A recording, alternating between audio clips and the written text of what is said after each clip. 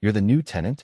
The man by the black pickup looked at me like I'd just moved into his parents' house without permission. I tightened my grip on the cardboard box in my arms. That's usually what carrying all your stuff inside means. His eyes flicked to the box, then back to my face. For half a second, I thought he might smile. He didn't. Instead, he walked over and took the box from me like it weighed nothing. Caleb Mercer. Ethan Brooks. I know. That stopped me. He shifted the box against his chest and nodded toward the house. My mom talks. From the front porch, June Mercer called, only when necessary, which made her husband laugh from somewhere inside. I'd found the room online 2 weeks earlier, right after my relationship ended and my rent in Portland became impossible to handle alone. The Mercer's place was 40 minutes from the city, close enough for work and far enough from everything I wanted to forget. The house was old but comfortable. Worn hardwood floors, a narrow staircase, a kitchen that always smelled like coffee. My room had one window facing the backyard and just enough space for a bed, a desk, and the boxes I hadn't wanted to unpack since the breakup. Walter and June were kind in a way that made me nervous. No strange rules. No invasive questions. Just rent due on the 1st and a request not to leave wet towels on the bathroom floor. It felt almost too easy. Caleb clearly agreed. He carried my box inside, set it near the stairs, then looked around like he was checking for damage I hadn't caused yet. He was probably around 30, tall, broad shoulders, dark hair that looked like he'd pushed his hand through it too many times. His work jacket had sawdust on one sleeve.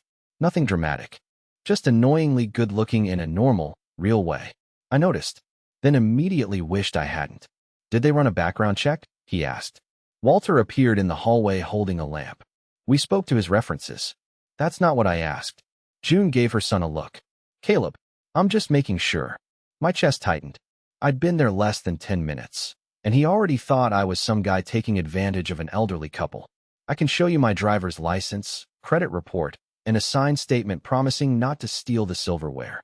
Caleb finally smiled. Barely. They don't own silverware worth stealing. That's comforting. Walter laughed again. Caleb picked up another box before I could stop him. Which room? Top of the stairs.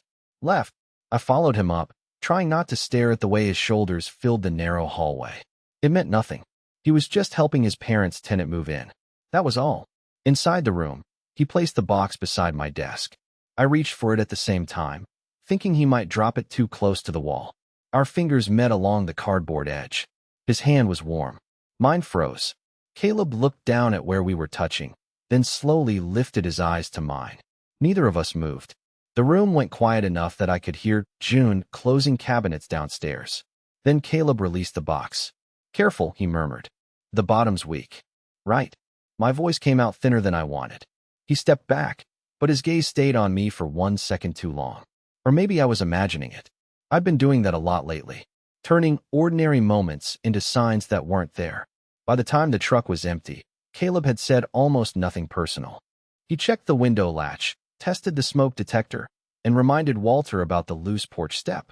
Everything about him said responsible son. Protective, suspicious, completely uninterested in me. At least, that was what I told myself. Outside, he opened his truck door, then glanced back. I live about 40 minutes away. I nodded, unsure why he was telling me. His fingers rested on the door handle. But I'm around a lot. There was a pause. His eyes held mine. So I guess we'll be seeing each other. Then he got in and drove away, leaving me on the porch with a strange tightness in my chest and the uncomfortable feeling that it hadn't sounded like a warning. 3 days later, Caleb showed up to fix a faucet that was not broken. I was at the kitchen table answering emails when the front door opened and June called. Your favorite handyman is here. I have been here once, Caleb replied. And you complained the entire time. I looked up before I could stop myself.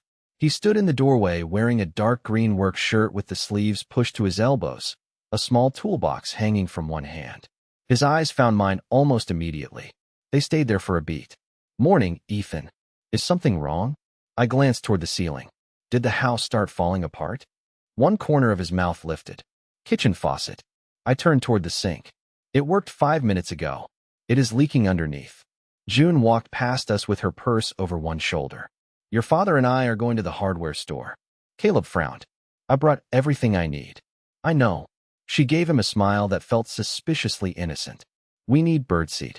Walter appeared behind her, already holding the car keys. Apparently, urgently. Less than a minute later, the front door closed, and the house went quiet. Caleb set his toolbox beside the sink. They do that. Leave you alone with strangers? People they like. That should not have made my stomach tighten. I looked back at my laptop. You did not seem convinced they should like me. He crouched beneath the sink and opened the cabinet doors. I did not know you. You still do not. That is usually how getting to know someone starts. I stared at him. His head was hidden beneath the counter, so I could not tell whether he was joking. Do you interview every person your parents meet?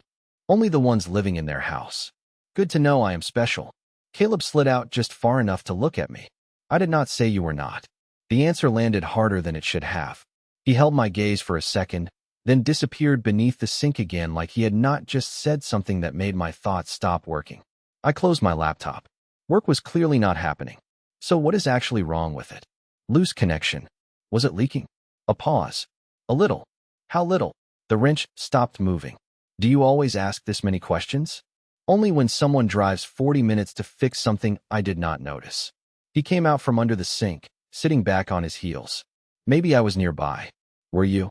His eyes narrowed slightly, but there was no annoyance in them. More like he was trying not to smile. You were difficult. You met me for 12 minutes. Long 12 minutes. I laughed despite myself. Caleb looked at me then. Really looked. His expression softened in a way I had not seen during moving day, and for one strange second, neither of us spoke. Then he stood and reached past me for the coffee maker. His arm brushed mine. Light. Accidental. Still, my entire body noticed. Coffee, he asked. Sure. He opened the cabinet, found the mugs without asking, and poured mine first. No sugar. Small amount of cream. Exactly how I had made it that morning. I took the cup carefully. How did you know? Caleb leaned against the counter with his own mug. Know what? How I drink it. My mom told me. June came back 20 minutes later carrying birdseed and a bag of groceries. I waited until Caleb went outside to help Walter. You told him how I take my coffee?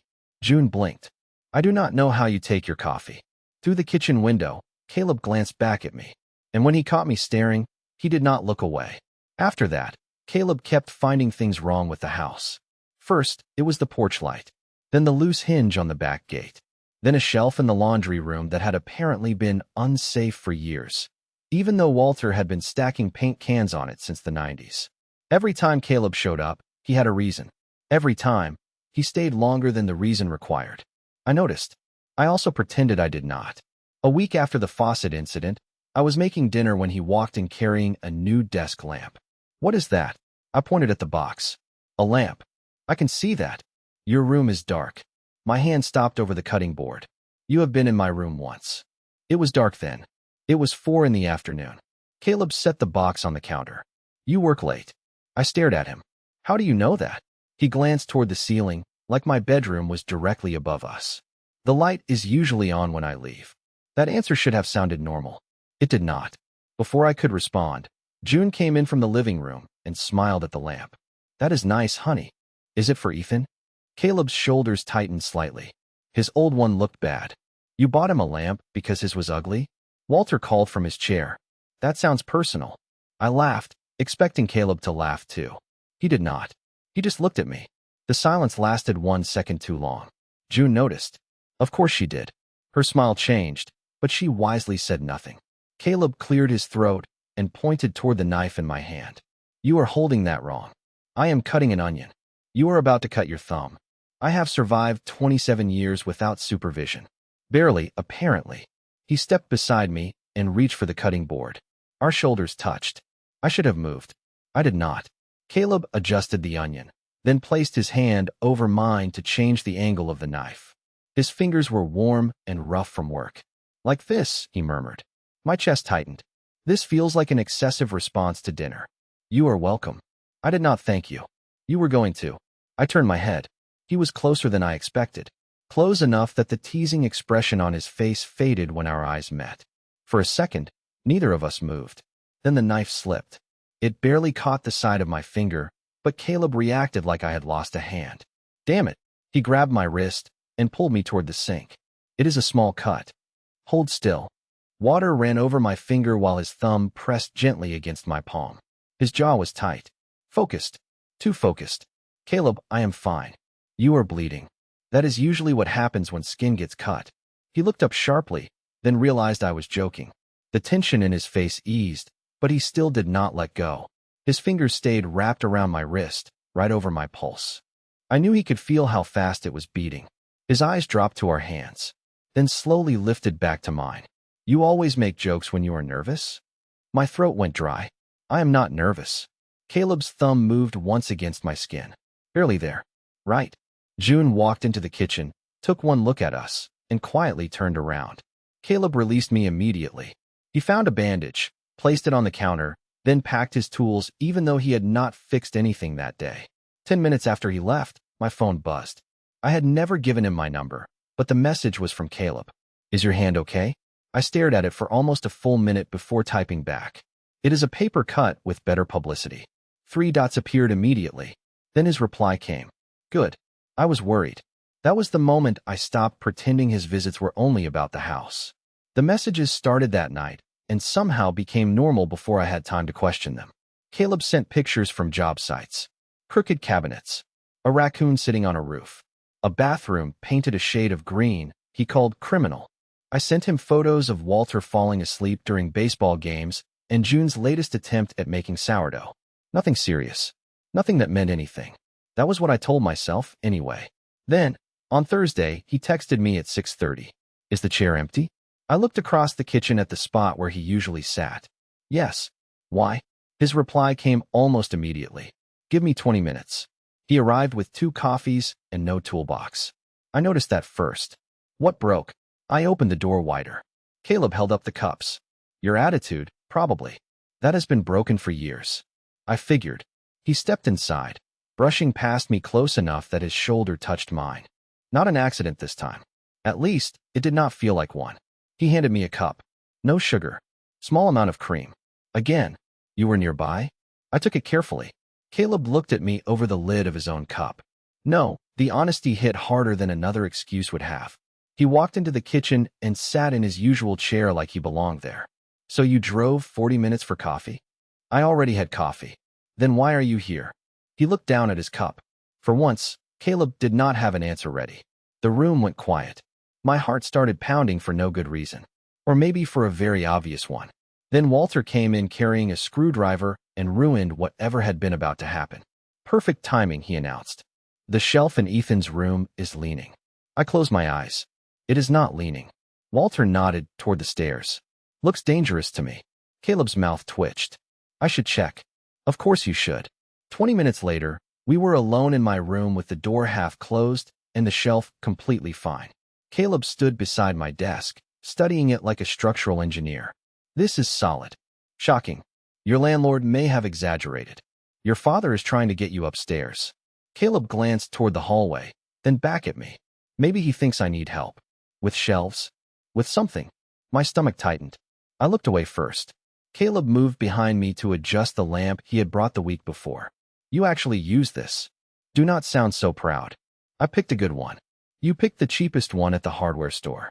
That is insulting. He leaned over my shoulder to reach the switch. His chest brushed my back. The lamp clicked on, throwing warm light across the desk, but neither of us moved. His hand stayed beside mine on the tabletop, close enough that our fingers touched when I shifted. Caleb's breathing changed. Just slightly. I turned around. He was right there. No room for either of us to pretend the distance was normal. His eyes dropped to my mouth, then came back up. My pulse jumped. Caleb, I whispered.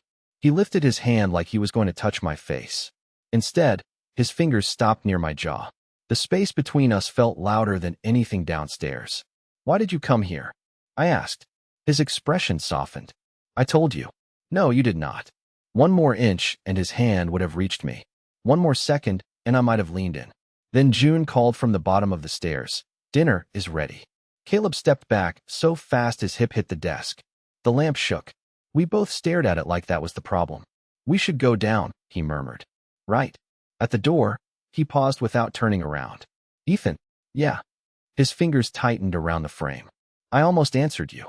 Then he walked downstairs, leaving me alone in the room with my heart pounding and no idea which question he meant.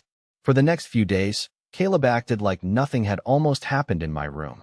He still texted, still showed up, still looked at me like he was trying to decide whether saying something would make everything better or ruin it completely. But he never answered my question, and I was too proud to ask again.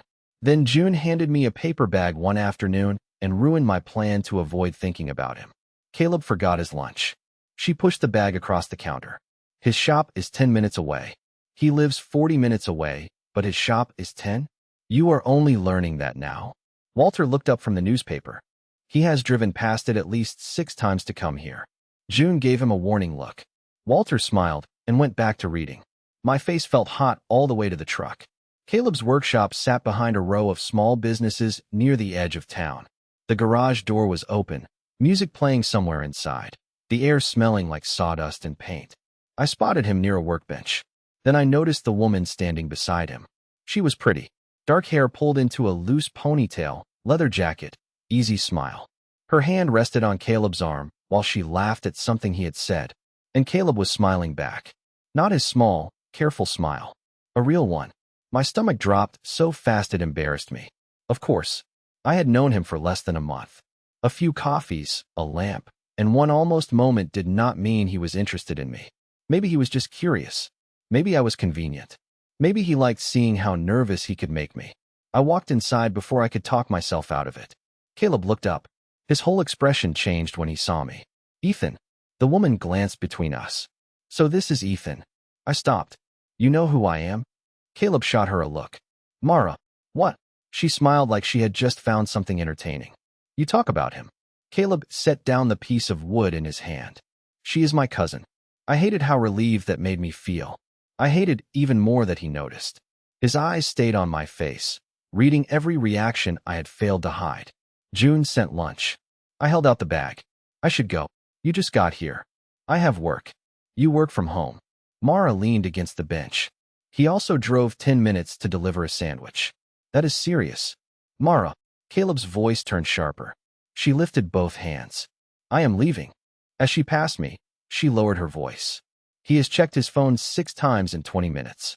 Then she walked out before I could respond. The workshop felt too quiet after that. Caleb took the bag from me, our fingers brushing. This time, I pulled away first.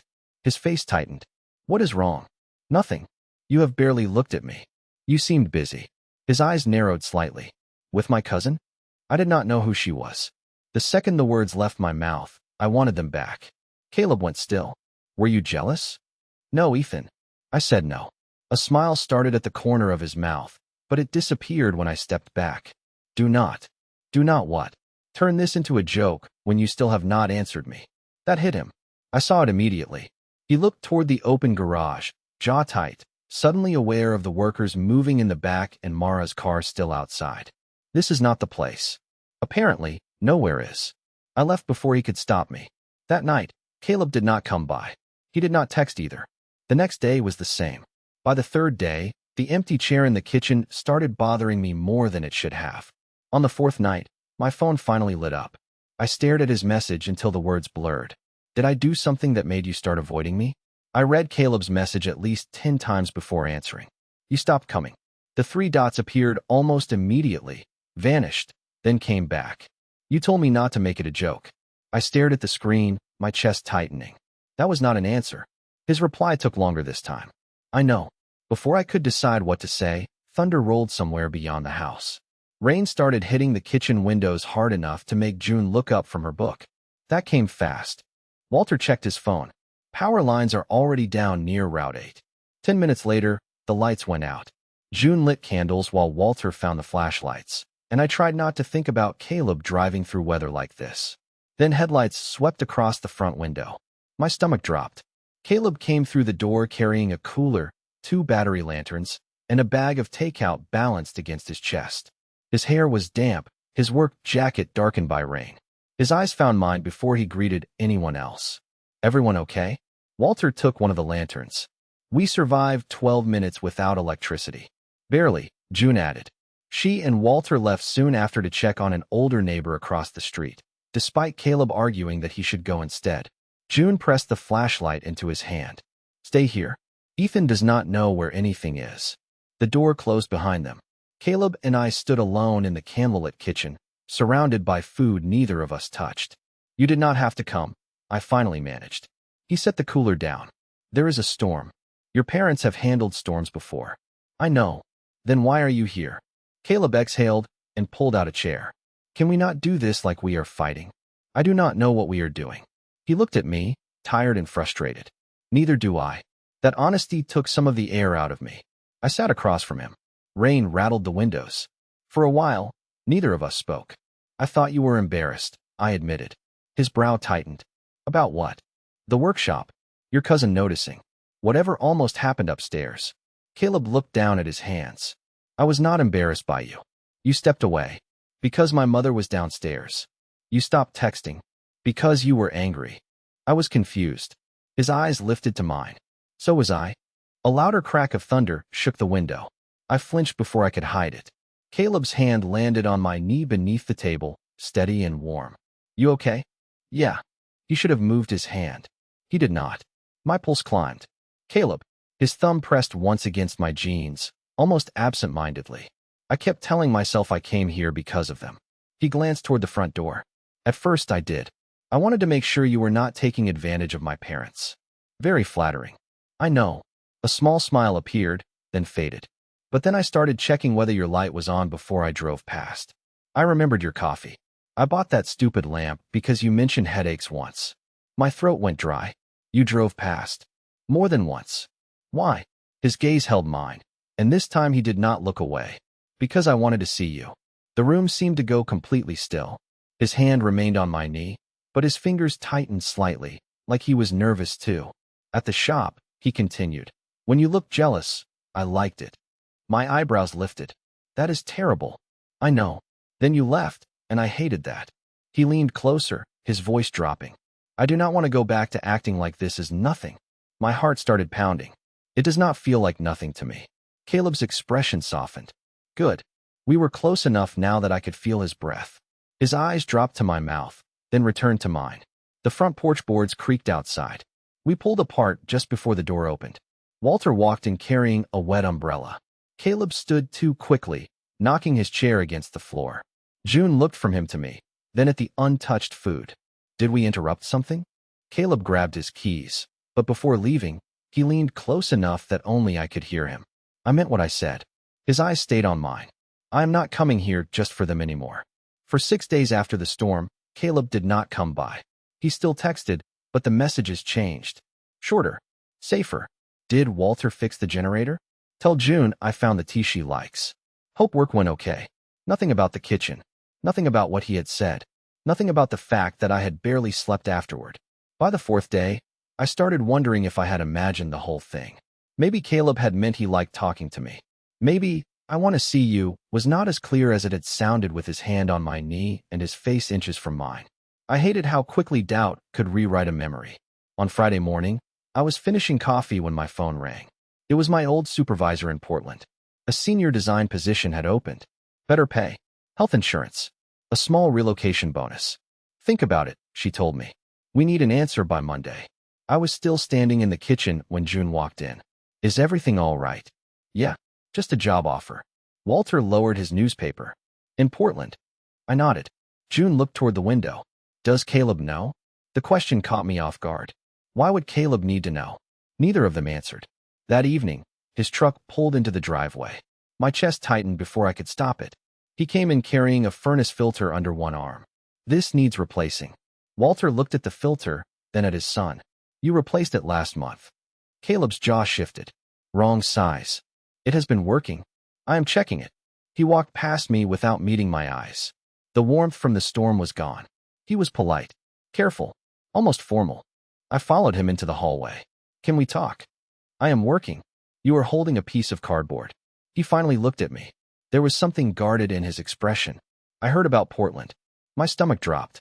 From who? My mom mentioned it. I have not accepted anything. Caleb turned toward the vent. You probably should. I stared at the back of his head. That is it. It sounds like a good job. You told me you did not want to pretend this was nothing.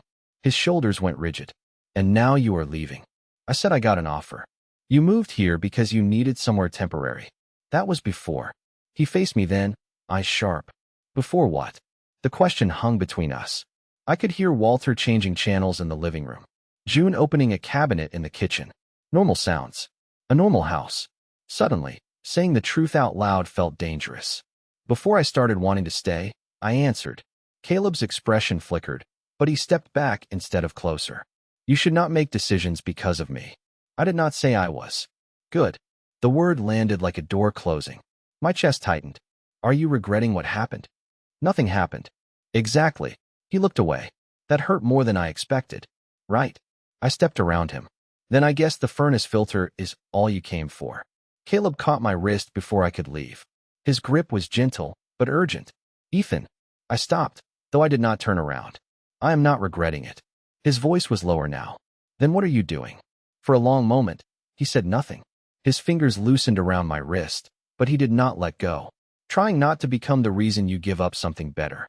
I turned to face him. You do not get to decide what is better for me. His eyes held mine, full of something that looked almost like fear. And you do not understand what happens if this goes wrong. What happens? Caleb glanced toward his parents in the next room. You lose a room. I make their house uncomfortable. We ruin the one place both of us actually like being.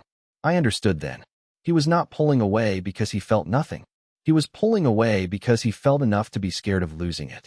But before I could tell him that, Walter called from the living room. Caleb, the game is starting. Caleb released my wrist. The warmth of his hand stayed behind. You should take the weekend, he murmured. Decide what you want. Then he walked away, leaving me in the hallway with the uncomfortable realization that he thought I was choosing between Portland and him. The truth was, I was starting to wonder whether he would ever give me the chance to choose him at all. Caleb tried to leave before dinner ended. I watched him carry his plate to the sink, thank June, and reach for his jacket like the hallway conversation had settled anything. It had not. Caleb. He stopped with one arm inside the sleeve. Walter glanced up from the television. June looked between us and quietly picked up both empty glasses. We are going to check the mail, she announced. Walter frowned. At night. She took his arm. Yes. The front door closed behind them 30 seconds later. Caleb stared at it. They are not subtle.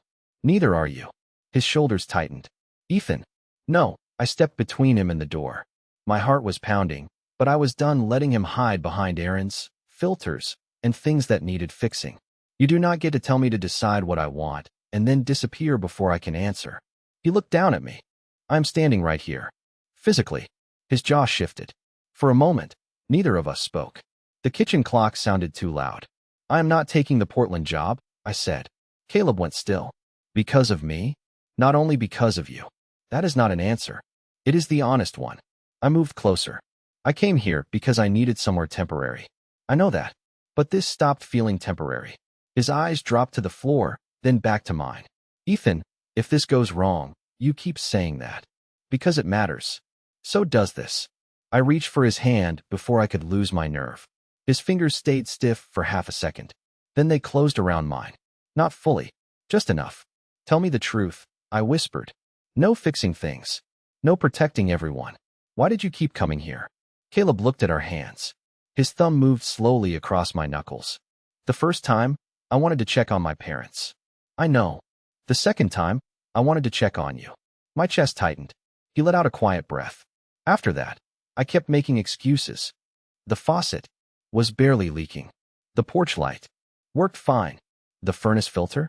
His mouth pulled into a tired smile. Correct size. I almost laughed, but the look in his eyes stopped me. Sometimes I sat in my truck for 10 minutes trying to think of a reason to walk inside, he admitted. That is ridiculous. I know. You could have just visited. Not without admitting why. The space between us disappeared one small step at a time. His hand tightened around mine. And why was that? I asked. Caleb swallowed. Because I liked seeing you. A pause. Then I started waiting for your messages. Another pause. Then I hated that someone else at the shop made you jealous. Your cousin. I know that now. You knew it then. I still liked it. I shook my head, but I could not stop smiling. Caleb moved closer until our shoulders nearly touched. I was scared, he continued. Not of you. Not of this.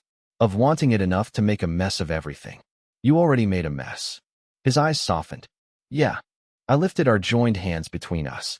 Then stop pretending you are only here to fix it. Caleb looked at me for a long second. He gave me every chance to step back. I did not. His free hand rose slowly, fingers brushing my jaw this time instead of stopping short. My breath caught. Are you sure? I have been waiting for you to ask something real. That finally broke him. He leaned in, slow and careful, and kissed me. Nothing dramatic. Just warm, hesitant, and honest enough to make every excuse before it feel obvious. When we pulled apart, his forehead rested against mine. Tomorrow, he murmured. Do I need another reason to come by? No, I squeezed his hand. But you are still fixing the loose porch step. The next morning, Caleb came back without a toolbox. That was how I knew something had changed. He parked in the driveway, walked up the porch steps, and knocked even though he had never knocked before. I opened the door with coffee in one hand. He held up a paper bag from the bakery downtown. Peace offering. For what? The furnace filter. I stepped aside. You are going to be apologizing for a while. He smiled and walked in. June was already at the kitchen table. Walter sat across from her pretending to read the sports section. Both of them looked at Caleb, then at me, then at the bakery bag. No tools. Walter folded the newspaper. Caleb cleared his throat. Not today. June hid a smile behind her coffee mug. We ate breakfast like everything was normal, except Caleb sat beside me instead of across the table. His knee touched mine under the edge. He did not move it. Neither did I. Halfway through a cinnamon roll, June looked at our hands resting close together on the table. So, she began. Caleb reached over and took my hand before she could finish. My entire body went still. Not because I wanted to pull away, because he did it so simply. No speech. No warning. His fingers slid between mine, warm and steady, right there in front of his parents. Walter glanced down, nodded once, and went back to his paper. June looked like she had been waiting weeks for this exact moment. Good, she said. Now maybe my son will stop inventing problems with the house. Caleb sighed. The porch step is actually loose. It has been loose since 2004, Walter muttered. I laughed, and some tight, nervous part of me finally let go. Later that afternoon, Caleb and I drove to the coast. It was not a grand date. We ate fish sandwiches from a small place near the water and walked along the boardwalk while the wind tried to steal our napkins. He told me about the first time he saw me carrying that box up the porch. You looked annoyed. You were interrogating me. I was being careful. You asked if they ran a background check before you introduced yourself. Very careful. I bumped his shoulder with mine. He caught my hand afterward and kept holding it as we walked. People passed us. A family with 2 kids. An older man walking a dog. A couple arguing over parking. Nobody cared. That surprised me more than it should have. For weeks, Caleb and I had treated every glance and every touch like something fragile.